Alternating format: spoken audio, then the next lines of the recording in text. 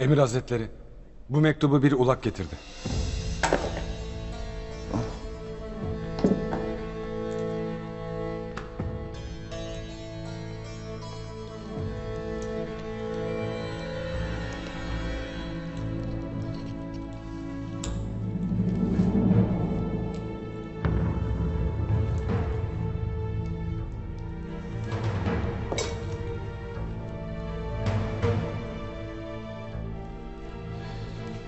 Devletin kanunlarına boyun eğmemenin bedelini ödeyeceksin Ertuğrul. Burada devlet kimmiş öğreneceksin.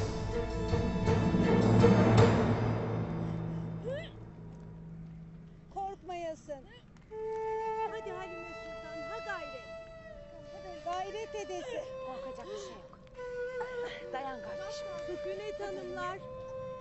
Hadi bacım hadi. Helal sana. Hadi. Kucağına alacaksın evladını. Hadi Halimem. Oh maşallah. Hadi Halimem.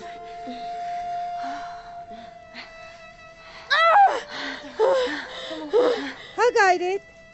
Ha gayret Halime. Evladın inat eder Halime Sultan. Lakin korkmayasın. Babası gibi kudret sahibi olacak. İnşallah. Hadi, ha gayret. Hadi Halime. Kardeşim. Helal sana.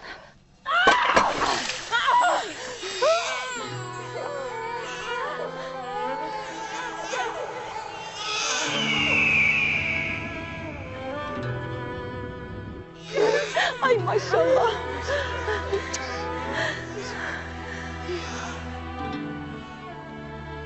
Allah çok şükür ya Rabbim.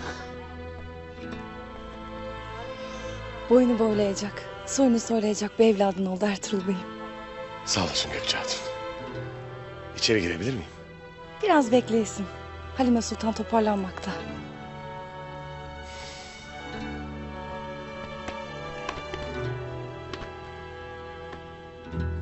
Allah analı babalı büyütsün.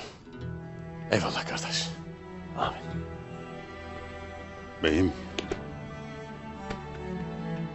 İnşallah sağlıkla, sıhhatle büyür beyim. Eyvallah artık bey. Eyvallah.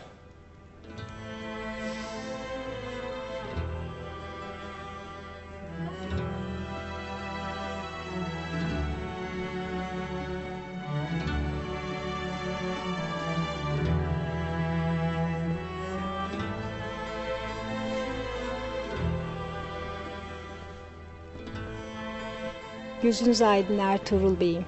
İnşallah otağınız onunla şen olsun. Boyunuza boy, soyunuza soy kalsın. Kadir Mevlam sizi her daim mesut etsin. Allah sizi başımızdan eksik etmesin. Sağ olun.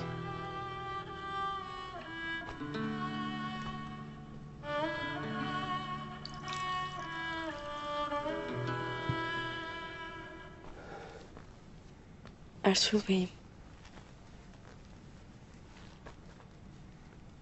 Güzeller güzeli, aslan gibi bir oğlumuz oldu. Çok şükür Allah ikinizi de bana bağışladı Halime Sultan.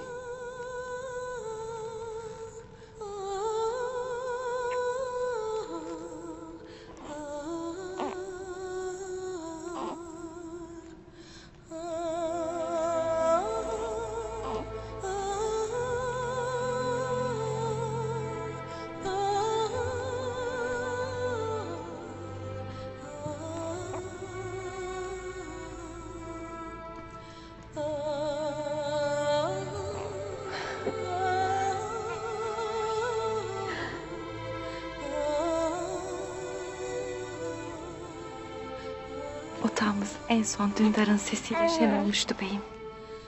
Hayli vakit sonra bir kez daha şen olduk. Rabbim bu acı günümüzde bize böyle umut veren bir hediyeyle obamızı şenlendirdi. Boyun boylansın, soyun soylansın. Rabbim evladınıza uzun ömürler versin.